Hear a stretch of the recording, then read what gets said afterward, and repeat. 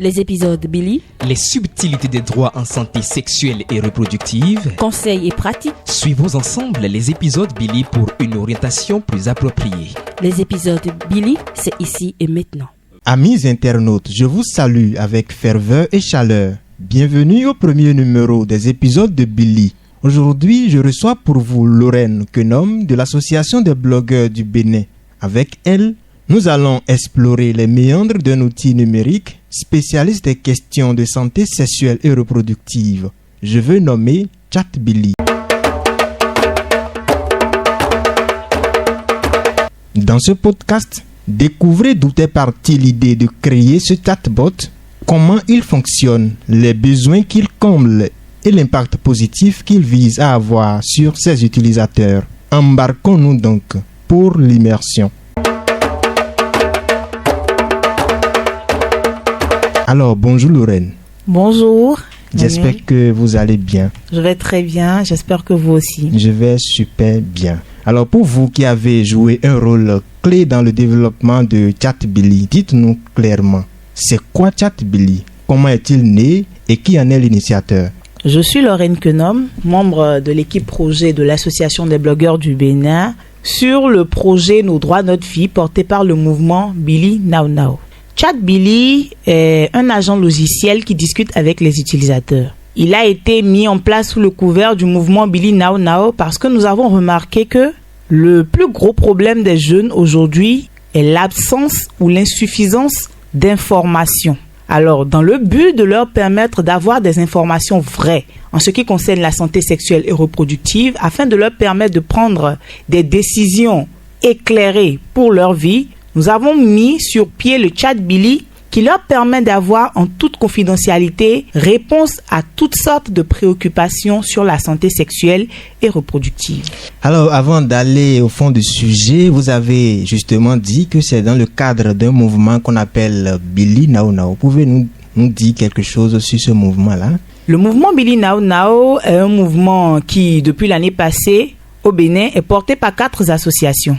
Jeunes volontaires pour la santé, l'Association des blogueurs du Bénin, ILEWA et l'ONG Filles en Action. La vision de ce mouvement est 1 milliard de jeunes en charge de leur corps, de leur culture et de leur destin. Alors, depuis l'année passée, dans notre zone cible qui est Toribocito, nous travaillons à empouvoirer les jeunes, à leur donner les capacitations nécessaires pour leur permettre de prendre des décisions éclairées, comme je le disais tantôt, pour leur vie, de savoir lorsqu'ils posent tel acte ou tel autre, quelles conséquences peuvent en découler et être capables de choisir eux-mêmes dans quelle direction ils veulent aller pour leur futur. On retient donc de votre première intervention que ChatBilly est un outil numérique et qui répond aux besoins spécifiques des utilisateurs. Vous pouvez rappeler rapidement ces besoins-là spécifiques des utilisateurs qui sont pris en compte par ChatBilly? ChatBilly est adressé principalement aux adolescents et aux jeunes adultes. Alors, cette tranche-là est la tranche la plus vulnérable quand on parle de questions qui touchent à la sexualité. C'est une tranche où, vous savez, beaucoup d'informations circulent entre les pairs, entre les amis, que ce soit à l'école, dans le quartier, à la maison. Il y a beaucoup d'informations qui circulent. Lorsque une camarade de classe a un problème, elle est plus encline à en parler à une amie à elle que à en parler à ses parents ou à des professionnels de santé. Ces situations-là amènent souvent les jeunes à prendre des décisions qui sont vraiment néfastes pour leur vie et qui, à long terme, arrivent des fois à mettre en danger leur vie. Donc, le souci vraiment, le but premier de ChatBilly est de pouvoir leur permettre d'avoir l'information vraie. Parce que l'information, elle existe, mais elle n'est pas toujours vraie. Et de pouvoir sous-peser le pour et le contre pour savoir vraiment ce qu'ils veulent choisir pour leur vie. Le deuxième but important que ChatBilly vient combler est ceci. Beaucoup de centres de santé sont disponibles aujourd'hui, beaucoup de professionnels de santé. Mais comme je le disais tantôt, les jeunes ont souvent honte de s'adresser à des personnes comme les professionnels de santé, leurs parents et autres. Et à qui la faute? C'est vrai que dans nos sociétés, nous avons souvent mis la sexualité comme sujet tabou. Ce qui fait que les jeunes ont beaucoup de mal à leur en parler. Et lorsqu'ils traversent des situations qui normalement devraient être rapportées à un professionnel de santé, ils préfèrent le garder. Mais avec le ChatBilly, le souci de confidentialité est complètement réglé. Ils n'auront pas à se soucier de la honte de parler à quelqu'un qui est en face d'eux, mais ils pourront déverser tout ce qu'ils ont comme préoccupation et être sûrs d'avoir réponse à cela. De la même façon, le chat Billy permet aussi de les référencer vers des centres de santé. Des fois, les jeunes se retrouvent dans certaines situations mais ne savent pas exactement vers qui se tourner. Chat Billy leur donne des contacts utiles et leur indique des centres de santé où ils peuvent aller suivant tel ou tel problème. Alors justement, vous avez déjà brossé un peu les fonctionnalités de chat Billy. Vous avez parlé des acteurs ou bien des cibles principales de chat Billy. Et comment est-ce que les professionnels de santé pourront réellement tirer profit de chat Billy? Chat Billy est adressé principalement aux adolescents et aux jeunes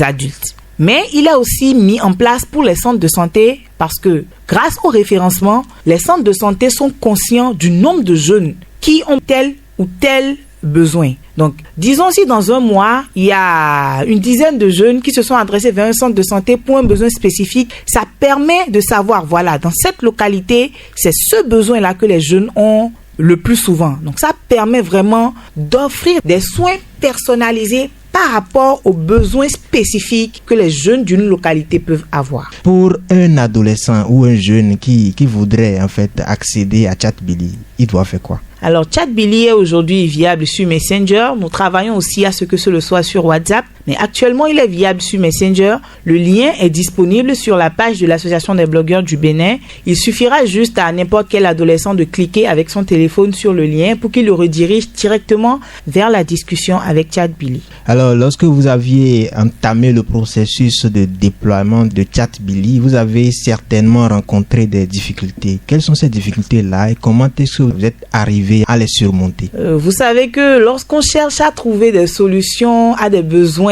à des problèmes que les jeunes rencontrent, il faut déjà connaître ces problèmes-là. Il faut les associer, il faut associer les jeunes et leur demander, voilà, nous avons pensé que vous avez tel souci, nous sommes en train de penser à telle solution, mais vous, qu'en pensez-vous? Donc, nous nous sommes rapprochés des jeunes de Toribocito, à qui nous avons eu à poser des questions. Voilà, nous pensons à telle chose, qu'est-ce que vous en pensez? On a eu souvent beaucoup de difficultés parce que, comme je le disais tout à l'heure, les jeunes aujourd'hui sont très conduits par la honte, par la difficulté de parler ouvertement de leurs besoins. Donc, ça a été un peu difficile de pouvoir tirer les verres du nez de tous les jeunes et de pouvoir savoir exactement quels sont les besoins qu'ils ont, quels sont les thèmes justement que le chat Billy pouvait aborder quand on parle de santé sexuelle et reproductive.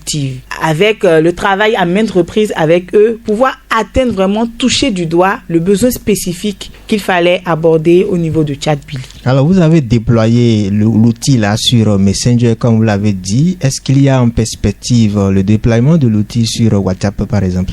Oui, je le disais tout à l'heure. Nous travaillons déjà, nous sommes à pied d'œuvre pour que très bientôt ce soit disponible sur WhatsApp. Il faut dire que nous avons priorisé Messenger parce qu'aujourd'hui, c'est l'application de messagerie instantanée la plus utilisée par notre cible, qui est les adolescents et les jeunes, comme je le disais. Et vu que aujourd'hui, pour discuter sur Messenger, on n'a pas forcément besoin de la connexion Internet, c'est beaucoup plus facile pour le jeune qui est dans un besoin imminent, voilà, de trouver réponse sur Messenger que sur WhatsApp. Le projet Nos droits, notre vie doit prendre fin en 2025, si je ne me trompe. Le projet Nos droits, notre vie a commencé l'année dernière au Bénin. Nous avons commencé par une phase pilote en janvier 2023. La phase pilote a couru de janvier 2023 à juin 2023. Donc, pendant cette phase, nous avons fait surtout une étude de terrain. Nous nous sommes rapprochés des populations, des jeunes de notre cible pour savoir exactement quels sont leurs besoins, quelles sont les solutions que nous pouvons leur apporter. Donc, la première phase du projet Nos droits, notre vie a commencé en août dernier, en août 2023, et prend fin justement en fin juin 2024. Et nous sommes déjà en préparatif de la deuxième phase qui va commencer en juillet. Et nous vous préparons beaucoup de surprises pour la suite. Alors, merci beaucoup Lorraine pour avoir accepté notre invitation. Et avant de terminer cet entretien, quel est votre mot de la fin? Alors, j'aimerais pour terminer inviter tous les adolescents, tous les jeunes, tous les professionnels de santé, absolument tous les Béninois et même d'ailleurs, qui nous suivent à vraiment adopter chat Billy. Il vient vraiment répondre aux soucis d'information sûre et vérifiée et surtout, il faut le dire, aux soucis de confidentialité que beaucoup de jeunes ont aujourd'hui. J'aimerais vraiment inciter les jeunes à, lorsqu'ils ont un problème, d'avoir la présence d'esprit de se rapprocher des professionnels de santé plutôt que d'en parler à des camarades de classe qui n'ont pas forcément la bonne information pour pouvoir préserver leur santé.